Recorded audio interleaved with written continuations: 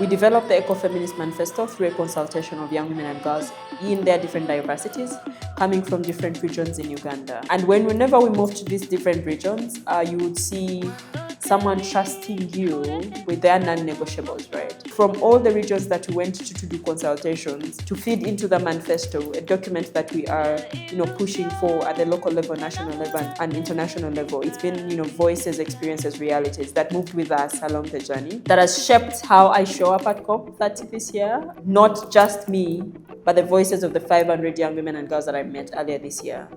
And so for us, when we co-created or co-produced the Ecofeminist Manifesto, was to be heard, was to see that the national delegation in Uganda can hear the young women and girls. Esses nomes, mitigação, clima, parece algo muito, muito novo e sofisticado, mas na verdade vem de um trabalho muito ancestral das mulheres nos seus territórios. E aí são mulheres indígenas, mulheres camponesas, né, mulheres que têm a terra e o território como extensão do seu próprio corpo. São extremamente invisibilizadas, mas as mulheres têm tecnologias com relação à alimentação, recuperação, cuidado com as águas, cuidado com as florestas.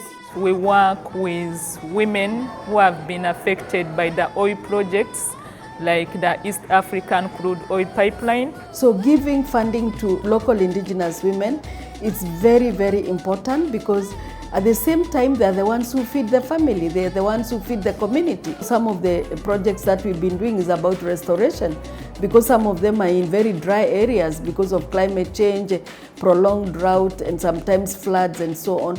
But they work collectively to restore the environment, to restore their food security, to have small kitchen gardens that feed the world. Sit down with them, co-create solutions with them, and I have seen most of them transform their lives in terms of supporting their household economies, their homes. Tenemos mujeres que están haciendo iniciativas económicas y de protección y conservación de los ecosistemas, la producción. Trabajamos con un enfoque agroecológico y eso consideramos que aporta a todo la tarea, ¿no?, de las acciones climáticas y el cuidado, ¿no?, del medio ambiente.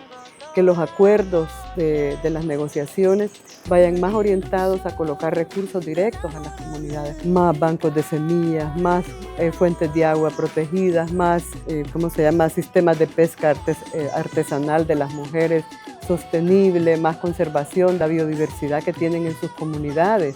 Ahora siento que mi trabajo y mi ONG es valorada. Tenemos un banco de semillas, huertos familiares, agroecología. Por eso yo hoy me siento una mujer súper maravillosa. We are making sure that we come up with those solutions, we implement them, and also try to work with other movements that are working on the same cause. And we are part of Africa Just Transition and make sure that our goals and vision are focused. Because as we carried this document pre-COP, we asked them and they committed themselves. So we are going to show up with where they committed, and they are going to tell us what exactly happened. And part of the commitment was gender-responsive climate adaptation, budgeting and planning for young women and girls, and supporting gender equity, equality in whatever they are going to be discussing about. These discussions of negotiations of how we need to save our planet, it has all been about care and collective organizing. These are the things that women, indigenous communities has been doing years past before now. So for you to know, the gender justice, the finance justice is not a discussion of us to continue negotiating. It should be acted upon. Thank you.